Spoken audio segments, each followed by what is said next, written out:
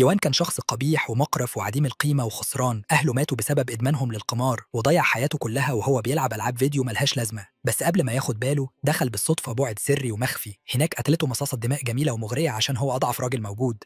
في آخر لحظاته يوان استدعى أحلى جنية من الماضي واستخدم جسمها عشان يصحي شكل الحاكم بتاعه، وده إداله القوة المحرمة إنه يدمر البشرية كلها. بعد ما طردوه من بيته عشان ما كانش بيدفع الإيجار، يوان كان خلاص لم شنطته ومستعد يمشي.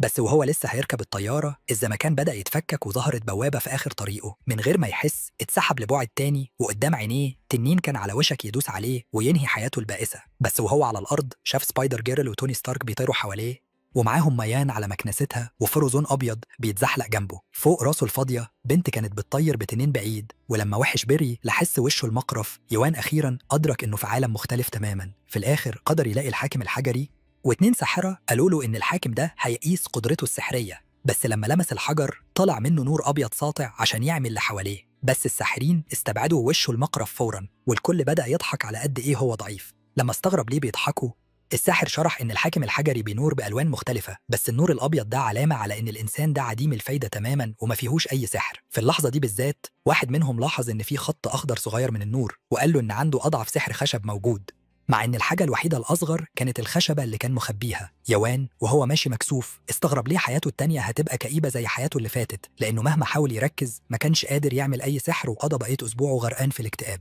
بس راجل عجوز ظهر قدام عينيه وقال له متضيعش حياتك، لأن بالرغم من إن عنده أضعف سحر في العالم هو الشخص الوحيد التاني في البلد دي اللي صح سحر الخشب. على قد ما كانت حياة الفلاح كئيبة، يوان عرف إنه محتاج طريقة يكسب بيها فلوس ويعيش. فعشان كده في الكام أسبوع اللي جايين بدأ يطور قدرته السحرية لحد ما بقى قادر يزرع نباتات بقواه. بس في ليلة عشوائية سمع صوت اتنين معجبين سيمبس راكعين لبنت بيبوسوا رجليها. واحد من الأغبياء اللي ملهمش لازمة بدأ يبوس رقبة البنت الحلوة، ويوان حاول يكتم نفسه وهو بيتفرج. عينين البنت اتحولت لشيطانية وعضت رقبته عشان تمص كل دمه، وهي بدأت تطير كشفت عن شكلها الحقيقي كمصاصة دماء. ولما السمب التاني صح طاقته السحرية الكامنة بدأ يستدعي قبضات صخرية من الأرض ويحدفها على مصاصة الدماء. بس هي رمت صاحبه واستخدمت كرامتها عشان تدمر كل هجماته وخلتهم يتكسروا وينزلوا على الأرض. والراجل حاول يجري بس كرامات مصاصة الدماء قدرت تمسكه وهي بتشرب دمه. يوان بدأ يحاول يهرب من المكان، بس قبل ما يقدر يدخل الغابة بعيد مدافع مصاصة الدماء الضخمة كانت خلاص لاحظت إنه بيجري. وأول ما افتكر إنه في أمان مصاصة الدماء ظهرت وراه على طول بعد ما قربت وسألته بتعمل إيه؟ يان حاول يجري منها بس هي دمرت الأرض واستخدمت حبالها الشوكية عشان تربطه. بعد كل اللي شافه طول حياته يوان عمره ما تخيل إن هو اللي هيتخرم بمجسات والفامباير بدأت تشرب دمه. في لحظاته الأخيرة منارة ضخمة من النور انفجرت ناحية السماء ومن أعماق قلبه بنت اتجسدت وظهرت قدام عينيه.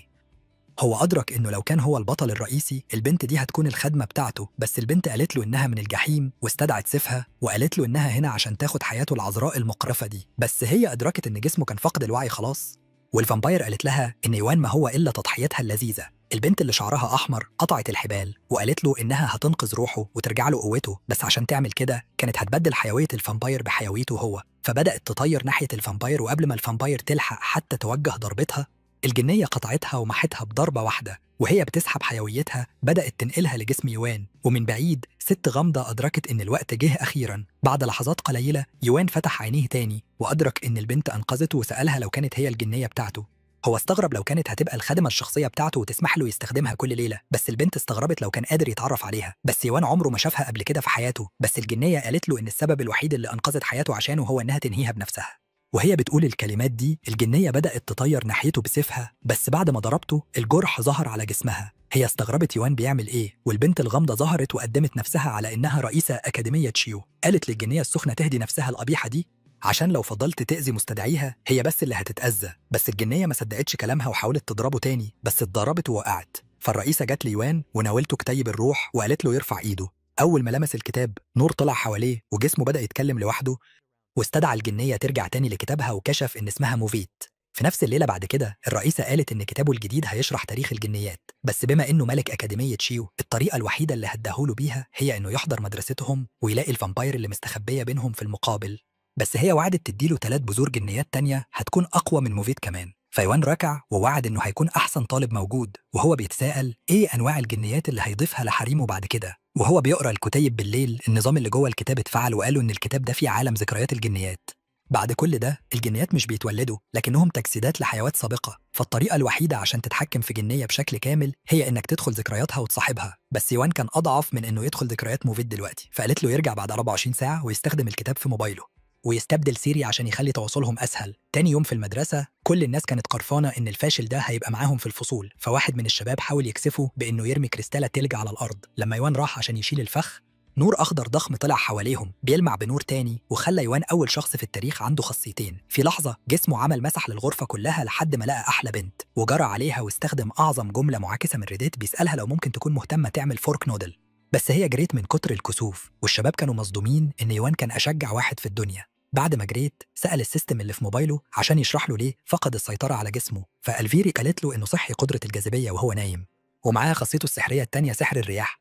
طول بقية اليوم كل البنات كانوا فاكرين إنه أحلى واحد في الدنيا، بس في حصة معركة السحر يوان كان الوحيد اللي مش قادر يواكب السرعة. لما خلصوا أخيراً المدرب قالهم إنهم هيتدربوا على إخراج السحر بتاعهم في مبارزات، واللي كان بيتنمر على يوان قبل كده اتطوع إنه يحارب في أول ماتش وتحدى يوان إنه يكون خصمه. فلما المدرس صرخ في يوان عشان ياخد مكانه هما الاتنين واجهوا بعض، بس أميرة البلد وصلت وهتتفرج على المبارزة بتاعتهم.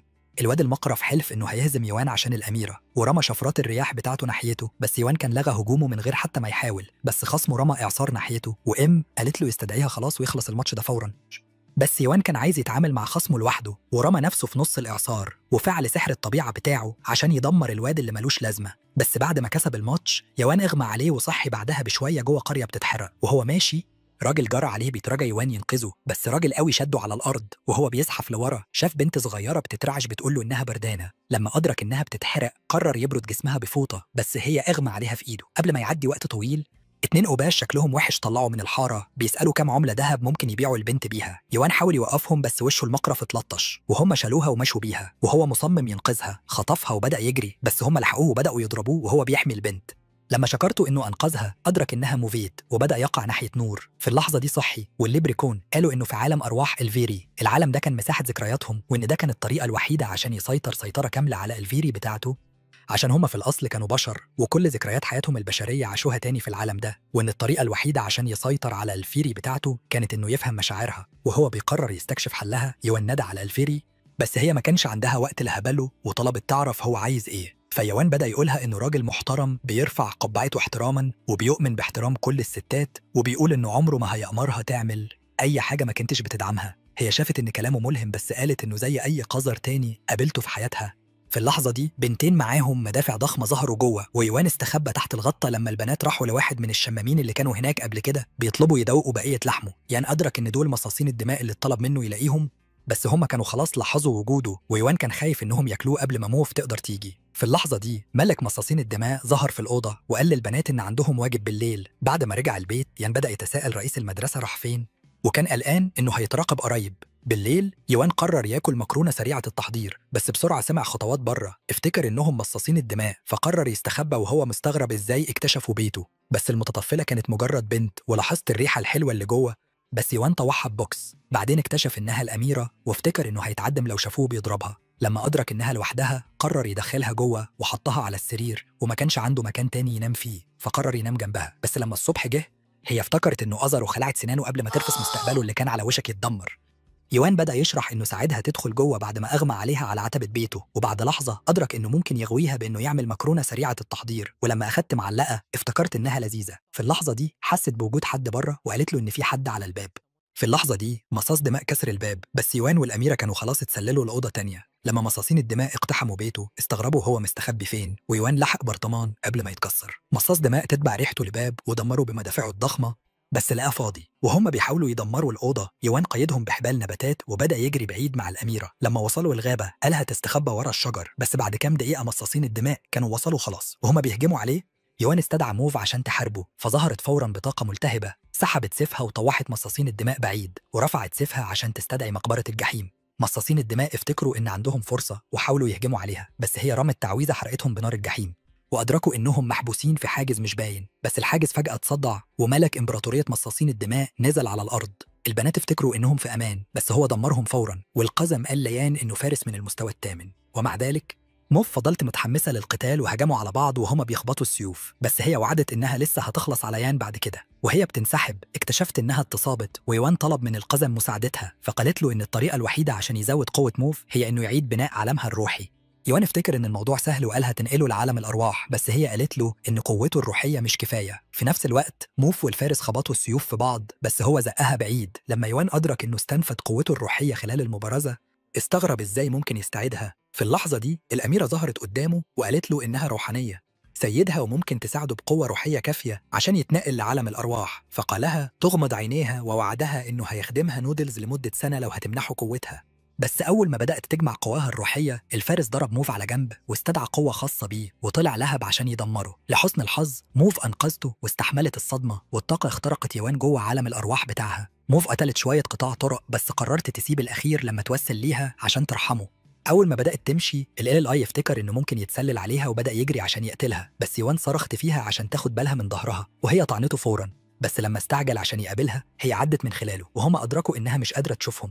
مع صدمة يوان بالاكتشاف ده الجنية قالت إن ده ممكن يحصل بس لو روحه موجودة بالفعل في العالم ده. في نفس الليلة لما موف ظهرت من حارة شافت واحد قدامها وقالت له إنها عاجبها سيفه الطويل ونفسها تشتريه، بس هو قالها إنه مش للبيع.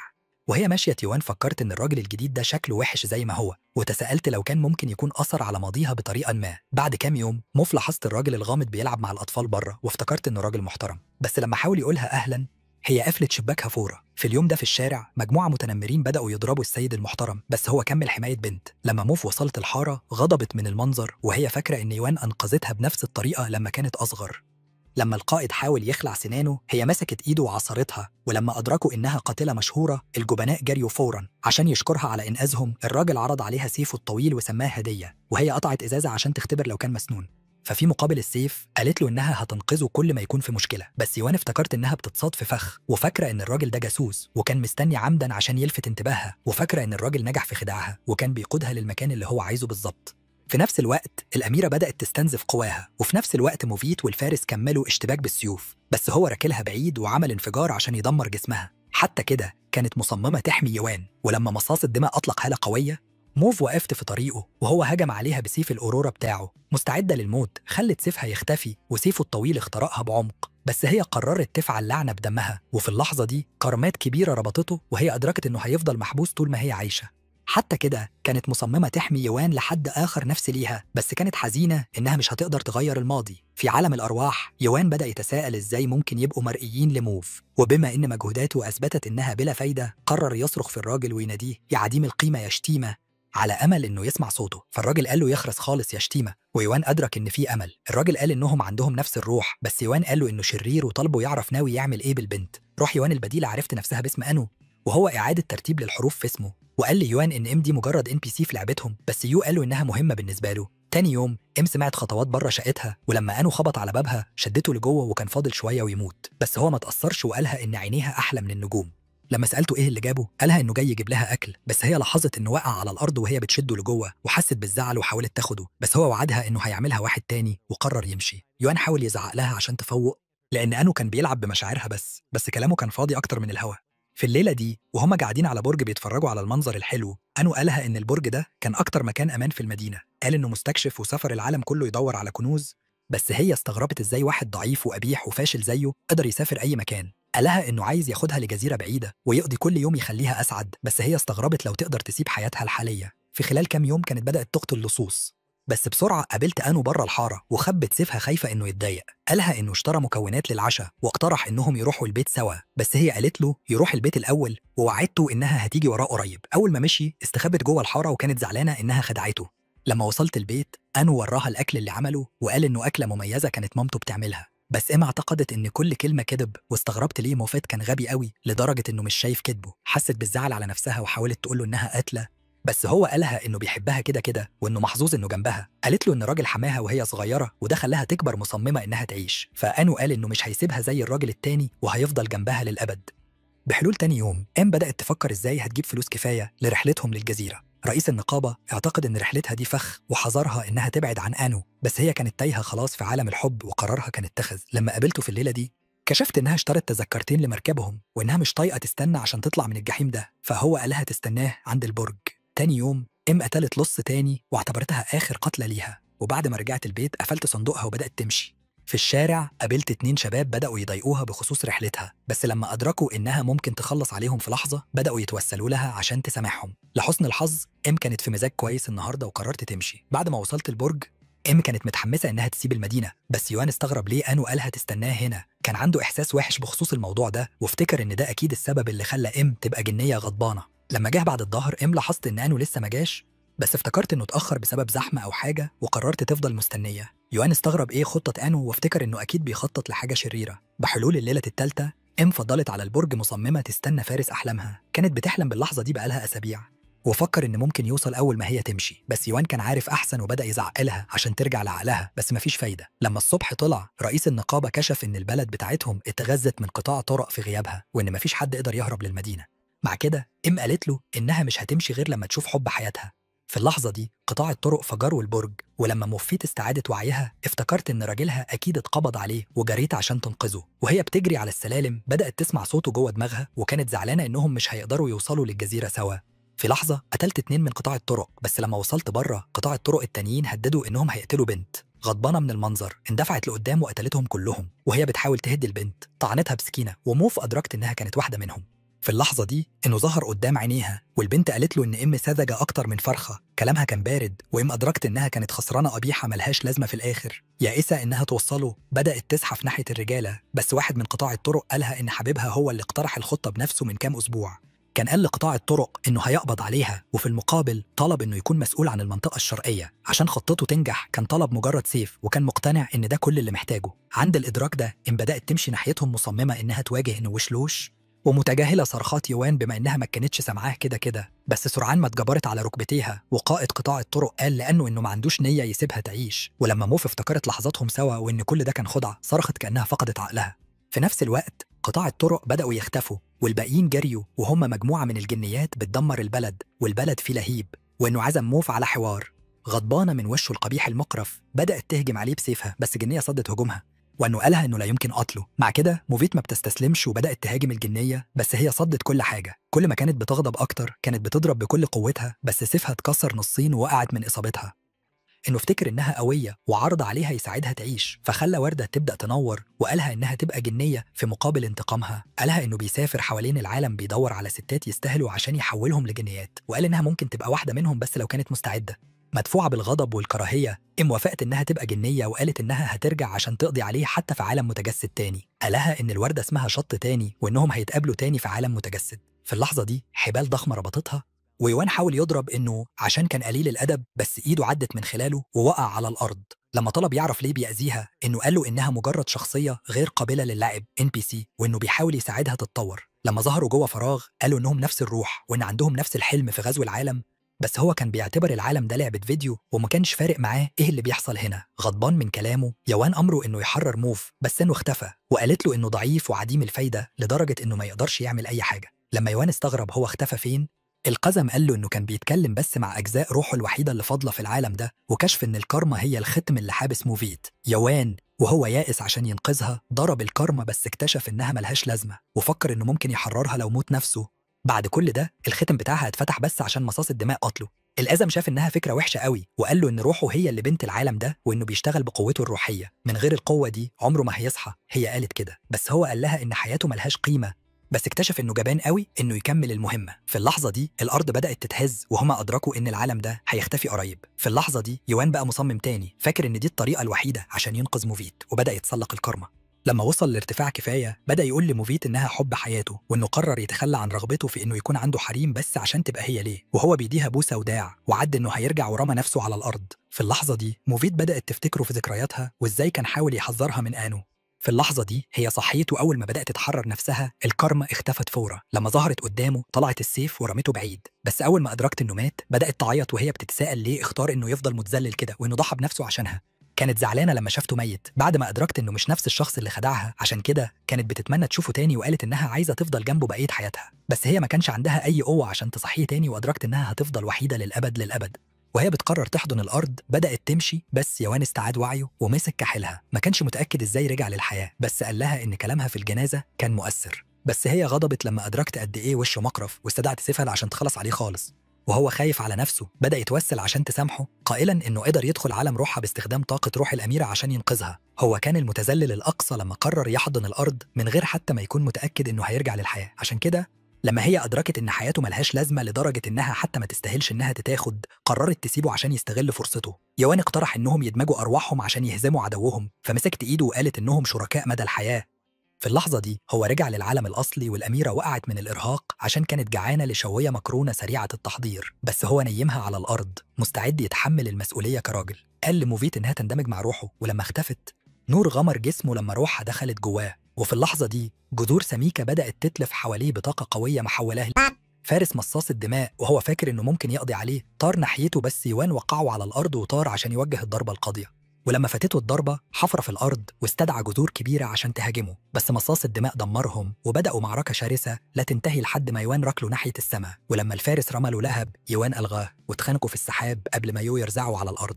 ديس عشان ياخد بطاره طار للسماء وهو بيدور على يوان عشان يخلص عليه، بس هو خبطه بلكمة نارية كسرت سيفه ووقعته على الأرض بانفجار قوي. لما يوان شاف منظر الانفجار افتكر إن مصاص الدماء ده المفروض يتنسف مليون حتة، بس موف قالت له إنه لسه عايش. ديس افتكر إنه ممكن يستغل الفرصة دي، فحاول يقنع موف إنها تسافر معاه العالم كله، وقال إن تجربتهم الجديدة سوا هتغير عالمها الروحي. بس لما بدأ يتساءل إذا كانت قرونها مصنوعة من الخشب، هي اتعصبت ورزعته على الأرض.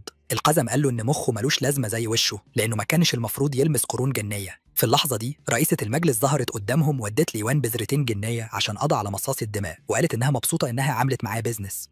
بس يوان افتكر إنها مرعبة زيادة عن اللزوم واستعجل ومشي مع موف. تاني يوم في المدرسة ويو كان نايم ومجهد من الليلة اللي فاتت، المدرس رحب بالأميرة وإنكي وموف في الفصل كطلبة جدد منقولين. ولما موف عرفت نفسها للكل، كل الولاد افتكروا إنها شكلها زي الملاك. لما يوان لاحظهم استغرب ليه هم سجلوا في المدرسة دي، بس الولاد افتكروا إنه ما كانش المفروض يصحى من نومته. إنكي بدأت تقول إنها اتبسطت قوي امبارح بالليل وبالكاد نامت كفاية من كل النشاط ده. وموف قالت إن جسمها لسه وجعها كله. إنكي افتكرت إن يوان المفروض يستحمل أكتر المرة الجاية، واقترحت إنهم يلعبوا سوا ليلة تانية. لما موف وافقت كل الولاد استغربوا إزاي يوان قدر يعمل ثريسوم مع بنتين مثيرين.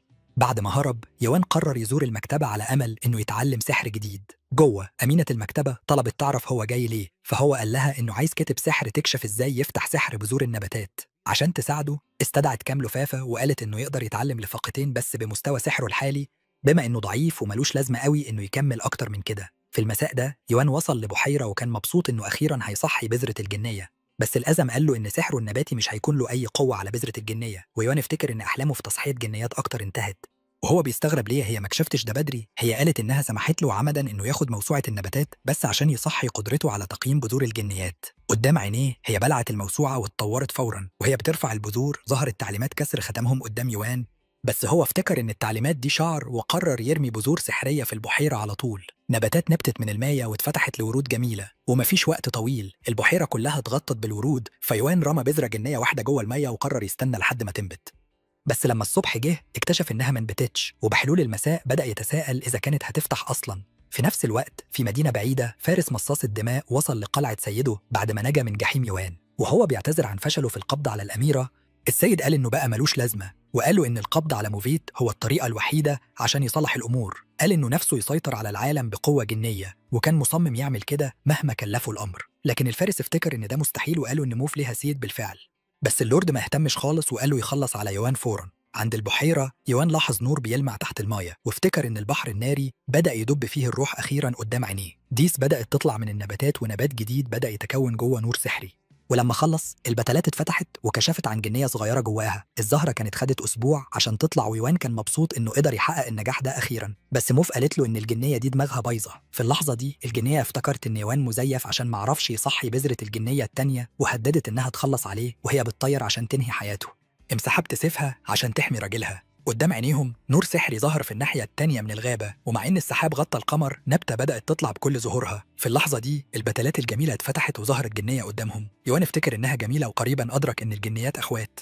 بعد ما شافته يوان، جنية منهم اسمها يويان قررت تشكره إنه صحاهم ونادته سيدها. مع بعض قرروا يسألوا إذا كان مستعد يضيفهم لحريمه، بس مجرد التفكير في الموضوع ده خلى يوان يتوتر. لما أدرك إن موفيت كانت قربت تبعته للآخرة، قرر يرمي تعويذة تسحبهم لجهازه السحري عشان يختم عقدهم كسيدهم للأبد. موف افتكرت إنه شخص طماع ومنحرف عشان عايز يزود حريمه، بس يوان قالها إنه عايز يحرر الجنيات بس عشان يقدروا يختاروا مستقبلهم بنفسهم. تاني يوم في مكتب رئيسة المجلس قالت ليوان إن فارس مصاص الدماء كان بيقود جيش الأوركس عشان يخلص عليه ويخطف الأميرة. الست افتكرت إن وجوده في المدرسة هيعرض الكل للخطر، عشان كده أمرته يمشي فوراً وياخد الأميرة معاه. في اليوم ده وهو مستعد يمشي، أمينة المكتبة ظهرت قدامه وطلبت منه يساعدها تجمع لفائف سحرية في كل جزيرة يزوروها عشان المكتبة تفضل مجهزة بالسحر. عشان كده ادت له جهاز كريستالي وقالت له إنه هيديله مكافأة كل ما يلاقي سحر جديد، وافتكرت إنه هيكون مفيد جوه الغابة.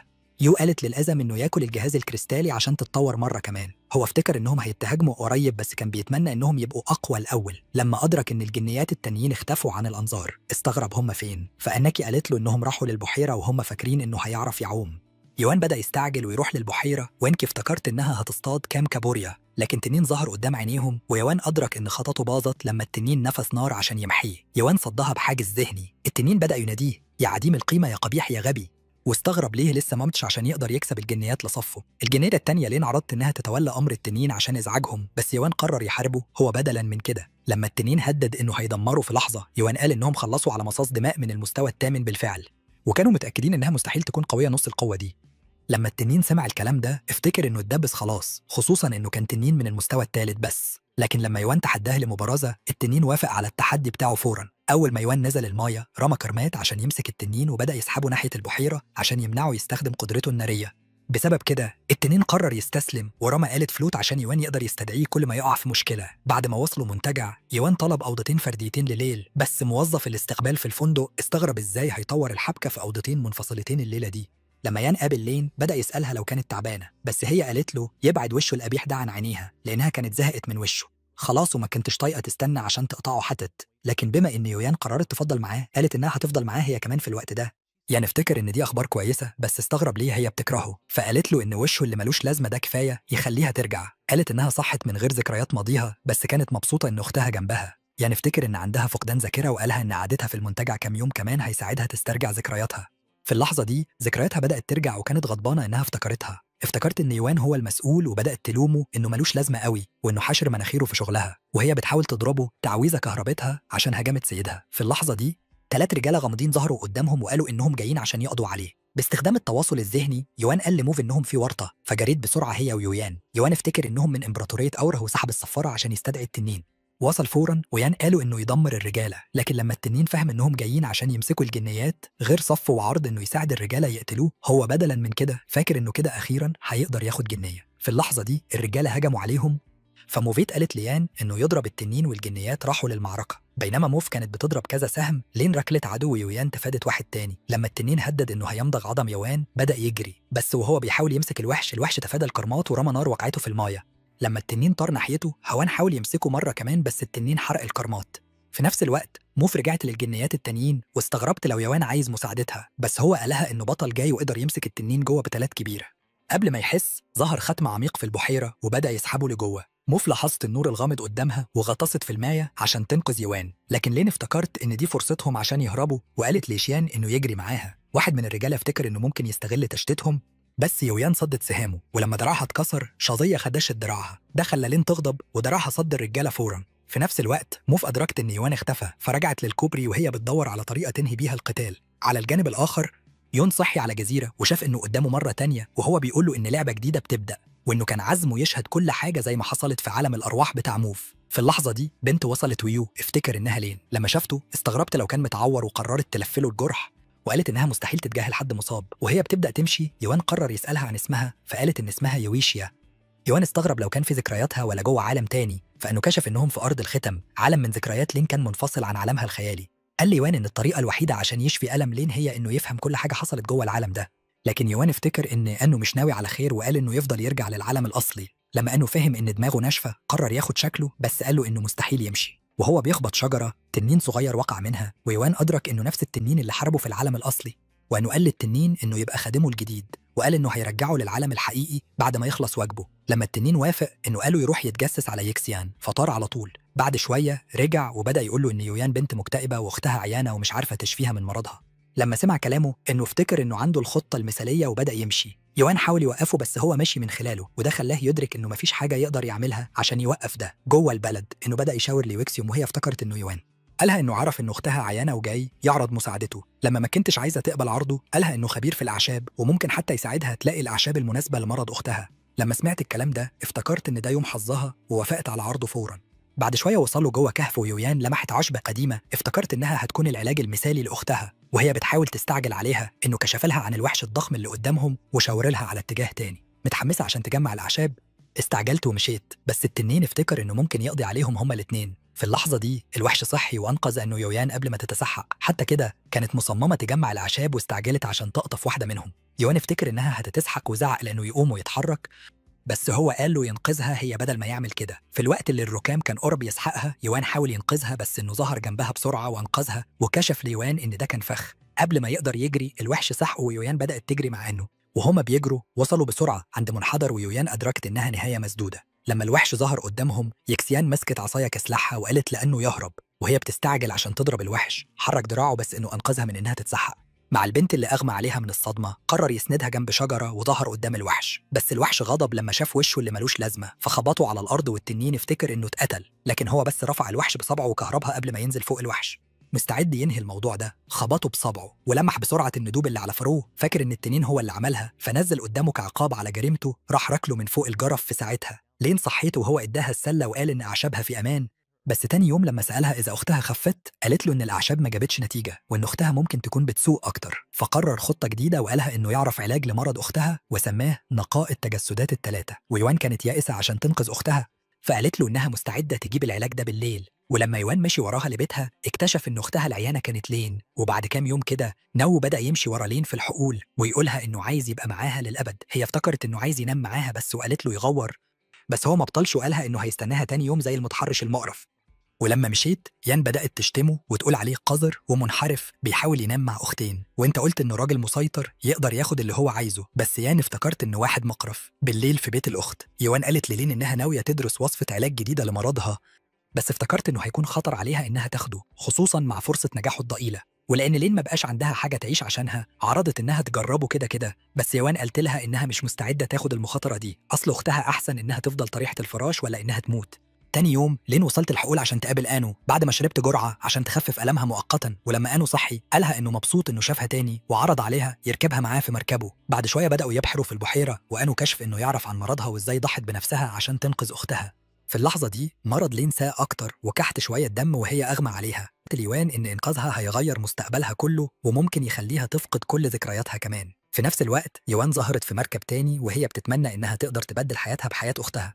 حست بالذنب بسبب الحادثة وافتكرت إن التضحية بحياتها هي الطريقة الوحيدة عشان تكفر عن اللي فات. بالليل لما لين صحيت في بيتها استغربت إزاي رجعت وافتكرت إن ركوبها المركب كان مجرد حلم. الذكرى دي خلتها حزينة وراحت زقت طبق الشوربة بتاعها على جنب وهي زعلانة بسبب مرضها. تاني يوم لما يوان مشيت عشان تجمع أعشابها المعتادة لين قررت تشرب الجرعة عشان علاجها، ولما أبحرت في المركب تاني هي أدركت إن الليل اللي فات ما كانش حلم في الآخر. بعد لحظة نو قالها إنه لقى علاج دايم لمرضها وهي متشوقة تعرفه. سألته إيه هو فآنو قالها إن الحل الوحيد هو إنها تتخلص من أختها وتاخد كل دمها لنفسها. في نفس الوقت جوه العالم الأصلي فارس مصاص الدماء حاول يقتل الأميرة بس اكتشف إنها محمية بحاجز مش مرئي. في اللحظة دي إنكو صحيت وجريت عليه وهي متعرفاه على إنه حارسها الشخصي. قالت له إنها مبسوطة إنها شافته تاني وسألته إذا كان مستعد ينضم لرحلتهم. في نفس اللحظة سمعوا انفجار والأميرة أدركت إنهم تحت هجوم على الكوبري. عدو واحد هجم على موفيت وتأثير لكمته خلى المية تعلى وهما بيجهزوا عشان يحاربوا بعض. هي بسرعة أدركت إن لين ويكسيان اتقبض عليهم. العدو افتكر إنه ممكن يستغل تشتيتها عشان يوقعها بس هي صدت لكمته ودمرت سلاح.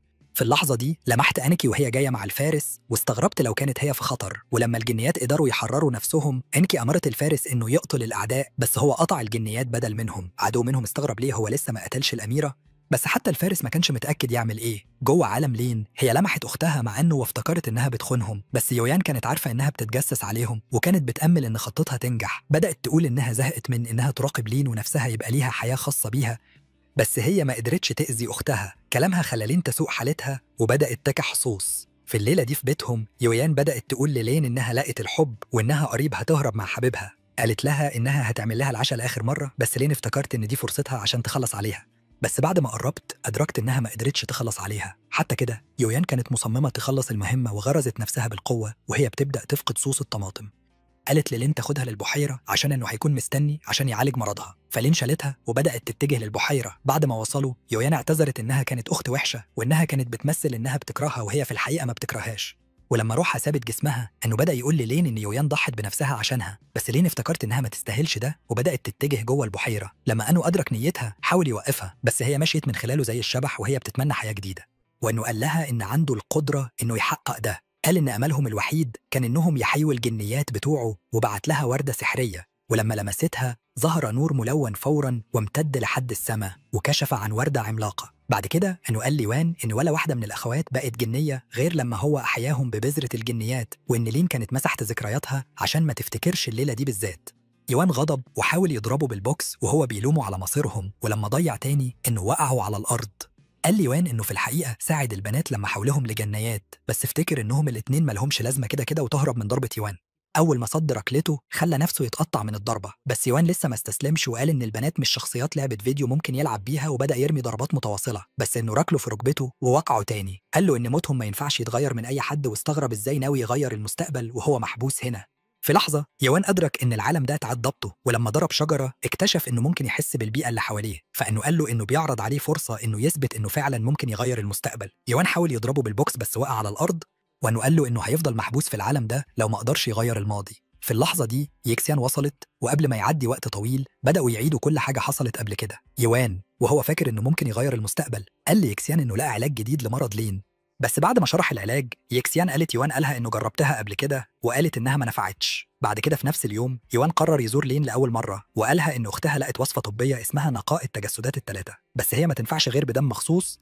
هو قالها كده ومش مضمون حتى إنها تنجح. هو قال إن يويان كانت مخبياها عنها عشان تخليها تكرهها، بس قالها ما تصدقش الكلام ده. لين افتكرت إنه راجل كويس ووعدت إنها هتقاوم خطة يوان. الليل اللي بعده لما يوان كان بيتعشى مع البنات يكسيان شكرته إنه كان سند كويس وعشان كان بيمشي وراها يجمع أعشاب كل يوم. يوان افتكر إن خطته نجحت وكان مقتنع إنه غير المستقبل. في اللحظة دي يويان أغمى عليها على الترابيزة، ويوان أدرك إن الأكل كان بيخليهم يناموا. لين بدأت تقوله إنها حاسة بالذنب عشان منعت يويان، وإنها مستعدة تضحي بحياتها عشان أختها. لما يوان صحي اكتشف إن البيت فاضي وافتكر إن أكيد حصل حاجة وحشة. لما وصل البحيرة شاف يويان داخلة جوه مع أختها اللي كانت فقدت الوعي خلاص. استغرب لو كان فعلا غير المستقبل، بس سرعان ما اكتشف إنه مجرد غير السيناريو. مقتنع إنه هينقذ البنتين المرة الجاية طلب من أنو إنه يعيد تشغيل الذاكرة مرة كمان، ومصمم يلاقي طريقة تانية. أنو قالته إن دي آخر فرصة ليه، ورمت عليه ضوء سحري رجعته للبداية خالص. لما يوان صحي لاحظ يكسيان، وقبل ما يعدي وقت طويل بدأوا يعيدوا كل الأنشطة تاني لحد ليلة الحدث.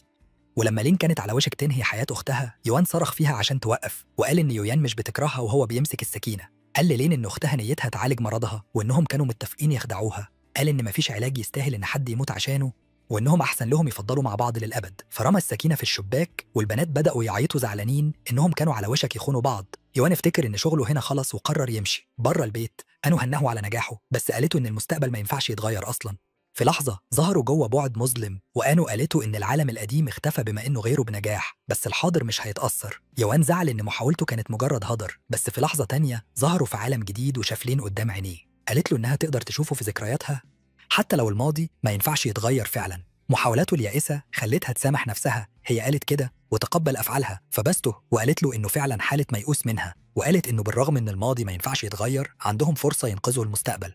في لحظة بوابة اتفتحت وقالت له إن أصحابهم مستنيين دعمه، وزقته جوه البوابة. في اللحظة دي التنين انضم ليه وهو بيترجاه يديله فرصة يرجع للعالم الأصلي، فيوان دخل جوه النور. في العالم الأصلي البنات لاحظوا نور جوه المحيط، وقدام عينيهم التنين طار من المايه وأدركوا إن يوان رجع. ولما التنين نفث لهب يوان نزل على الكوبري وقال لأنكي إنه عايز يفسحها في المنتجع. فوراً طلعوا على التنين، والأشرار لاحظوا إن مصاص الدماء اتسحق على إيد التنين، لكن هو قالهم إنه جاهز للقتال. بس يوان قال له إنهم هيرجعوه متبهدل لمملكته. ولما الرجالة هجموا عليهم لين قررت تحضن يو جامد، وفجأة طاقة غامضة حوطتهم. الفارس أدرك إنهم على وشك الاندماج وبدأ يجري ناحيتهم، لكنهم طلعوا للسما ويان اتحول لكيان عظيم. حتى من عضلاته عرف إنه بقى أقوى، ولما نزل على الكوبري قوة الريح كانت هتطير الفارس بعيد. يان أدرك إن القوة الجديدة دي مختلفة عن اندماجه مع موف، وافتكر إنه بقى كيان مائي عظيم. في اللحظة دي مصاص الدماء هجم عليه، بس يو غطاه بالمية وبخبطة واحدة خلى المية تتجمد وحبسه جوه التلج. عدو تاني حاول يقضي على يوان، بس يوان جمد إيده ورماه بعيد على سطح متجمد تماما. واحد تاني رمى انفجار على يوان بس اختفى، ويوان وعد إنه هيبهدله فورا. مسكه في سيل من المية وجمده ورماه لفوق خالص في السماء. في اللحظة دي أدرك إن عدو تاني بدأ يشد التنين اللي ملوش لازمة لتحت، فكسر الحبال فورا ولحقه عشان يديله سلسلة من اللكمات قبل ما يرميه في المية. في اللحظة دي مصاص الدماء كسر التلج، بس يوان قال له يستسلم لأنه مش هيقدر يهزمه حتى وهو معصوب العينين، لكن الفارس قال له إنه مستعد يطلق كل قوته. في نفس اللحظة دي فعل سيفه اللي بيقتل تنين الشفق وبقى بيشتعل بهالة نارية. يوان قال له إنه ناوي يخلي المعركة متكافئة وبدأ يطلع لفوق أكتر. بأمره موف اندمج معاه وهو تحول لكيان أعظم، بإيده أطلق قوة جبارة استنزفت قوة مصاص الدماء وقالوا إنه ضعيف وملوش لازمة عشان يواجهه. الفارس وهو مصمم يرجع كرامته بدأ يتزحلق فوق المية وهو بيدور على يوان عشان يقتله، بس يوان تهرب منه وهو عمل رمح تلاتي من المية. اصطدام أسلحتهم خلى الأمواج تعلى، بس يوان زقه بعيد وده أثبت إنه أقوى، فبدأوا يتخانقوا زي الصراصير في علبة، ويوان افتكر إنه أكيد أقوى بطل في الكون. باستخدام قوة المية رمى الفارس بعيد خالص، بس الفارس قدر ينزل سليم برمحه التلاتي. يستدعى حيطة قوية بدأت تطلق رماح تلج، بس مصاص الدماء قدر يدمرهم لحد ما واحدة خربشت رجله. قرر يكشف عن قوته فاستدعى كذا نسخة منه وبدأوا يهجموا على الحيطة ويدمروا التلج بوابل من القدرات المتكسرة. ولما اختفوا كلهم يوان استدعى إعصار مائي ورمى الفارس بعيد، خلاه يتكعبل فوق المية لحد ما خبط في الكوبري وهو ضعيف قوي إنه يتحرك. يفتكر إنه ممكن يقضي عليه خالص وبدأ يجهز انفجار جبار قوي تقريبا زي الشمس. لحسن الحظ إنكي وصلت عشان تحمي الفارس وهي بتقول ليوان إنه يوقف هجومه عشان مش عايزة تشوف صاحبها ميت. يوان اتأثر بكلامها ورمى الكرة الكبيرة أبعد في السماء وانفجرت في لحظة. لما أدركوا إن المعركة خلصت الجنيات انفصلوا عنه ونزلوا على الكوبري. وأنكي بدأت تسأل الفارس ليه هاجم أصحابها، وقالت إن يوان أقوى منه بكتير وهيبهدله في أي وقت، وهي ماسكة فيه. اقترحت إنهم يرجعوا لمملكتهم سوا، بس هو بدأ يسيبها وهو مكسوف من خيانته. ولما أدركت إنها مش هتشوفه تاني أناكي بدأت تعيط. في اللحظة دي نور بدأ يظهر حوالين الماية وزهور طلعت في نفس اللحظة قدام عينيهم. ظهرت وردة كبيرة ولاحظوا إن لين كانت مستعدة تمشي. شكرت يو إنه حاول يغير مستقبلها، بس قالت إنها عمرها ما هتسامح نفسها إنها قتلت أختها، بس ما قدرتش تستحمل إنها تسيب أختها، فقلت لهم إنها هتبقى روح البحيرة وهترجع كل ما تحتاجها. قبل ما تمشي قالت لإم إنها دلوقتي ملكة حريم يوان وإنها ممكن تستخدمه طول ما هي عايزة. إم افتكر كلامها رومانسي ووعد يرضي يوان لحد ما يغمى عليه من الإرهاق. لما يشيان سألت مين هتبقى أختها الجديدة، لين قالت لها تعتبر يو وعيلتها، وأول ما قالت الكلمات دي اختفت في النور الغامض. يوان كان محبط إن محاولاته لتغيير حاضر، لين ما طلعش منها حاجة وافتكر إنه فاشل ملوش لازمة. بس يوشيان افتكرت إنه عمل شغل عظيم، وقالت إن أختها مبقتش زعلانة ودخلت جهازه على طول. في اللحظة دي موف قربت منه وبتتساءل إذا كان فاكر وعده إنه يعيد بناء عالم الأرواح بتاعها. يوان قالها إنه عمره ما نسي وعده وإنه ناوي ينفذه. راضية بكلامه دخلت جهازه، وبعد ما الجنيات مشيوا يو اقترح إنهم يرجعوا البلد، بس نيكي افتكرت إن ده الحاجة الوحيدة اللي ممكن يعملوها كده. بس وهم راكبين التنين وماشيين إنكي كشفت عن بذرة جنية وقالت إنها لقيتها جوه كهف. بس يوان عرف إنه على وشك يتعامل مع بنت تانية مجنونة، واتمنى إنه يرجع ECI خلاص. اتفرجوا على الفيديو اللي جاي لحد المرة الجاية يا أسياد الحبكة الأسطوريين.